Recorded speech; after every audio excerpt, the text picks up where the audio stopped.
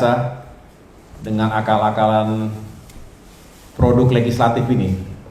Jadi kita punya cerita nggak enak ketika terjadi pembahasan Omnibus Law, RUU Ciptaker yang banyak kejanggalannya. Tiba-tiba pembahasannya dibawa keluar kota yang orang nggak tahu kemana, di tengah-tengah malam, di jam-jam tidak wajar, tiba-tiba diharuskan dalam 24 jam putus, diketok, produk yang nggak ada tiba-tiba harus disahkan, kita mau bicara, mau angkat suara nggak boleh, mic yang dimatikan.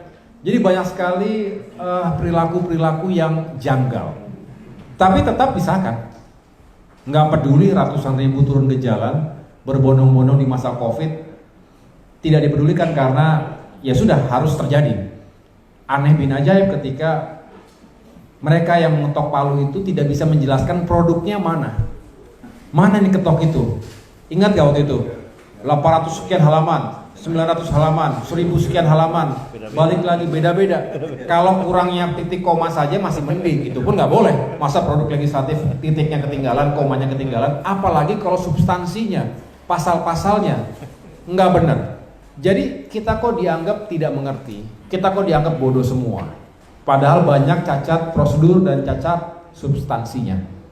Itu mengapa yang menjelaskan banyak yang marah ketika, loh kami ini kaum buruh, berapa jumlahnya?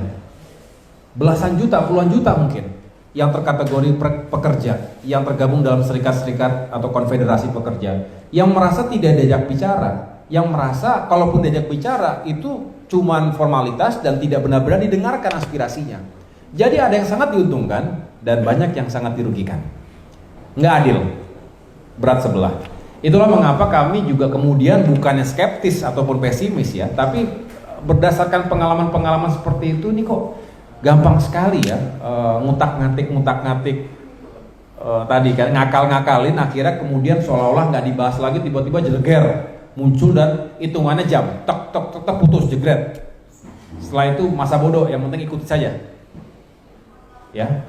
Dan saya nggak tahu kemudian nanti yang disampaikan Kang Hasmir tadi, apakah kemudian tiba-tiba wacana 3 periode ini tiba-tiba juga diam-diam diselipkan, tiba-tiba langsung diketok aja. Nah, kita hanya bisa mengingatkan dan mengingatkan. Itu juga terkait bukan hanya di DPR tapi MPR RI. Kami punya seorang wakil ketua MPR RI yaitu Pak Sarif Hasan misalnya, dan juga fraksi MPR RI dari Partai Demokrat. Ketuanya itu Beni Kaharman, kalau tahu ya. Itu ketua fraksi Partai Demokrat di MPR RI.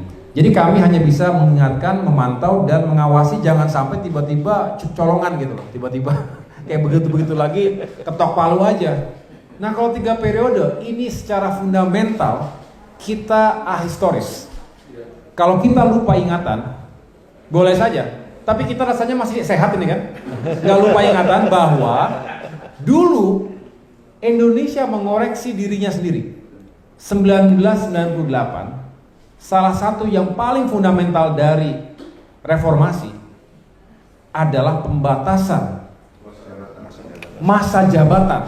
Siapa? Presiden Republik Indonesia, yang katanya setelah dianalisa oleh sejarah itu yang menyebabkan terjadinya praktik-praktik yang abuse of power, KKN apapun istilahnya, yang kemudian menjadi gurita yang akhirnya sulit untuk diselesaikan. Nah, kalau 3 periode nggak pernah puas Pak. Setelah itu berapa? 4 periode. Setelah itu dibuka kerannya.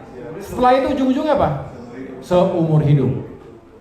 Dengan alasan kita kan masih hebat, masih kuat, masih diperlukan. Nah, kalau seperti itu Pak, rasa-rasanya darah, keringat, air matanya para reformis, para pejuang-pejuang reformasi itu seperti tidak ada harganya. Karena kita kembali kepada masa-masa kelam sebelum terjadinya reformasi. Dan ini akan menjadi presiden buruk di dunia internasional.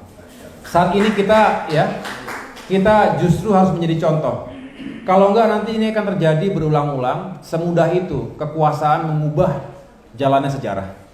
Bukannya kita takut berkompetisi, enggak. Itu kan kompetisi juga.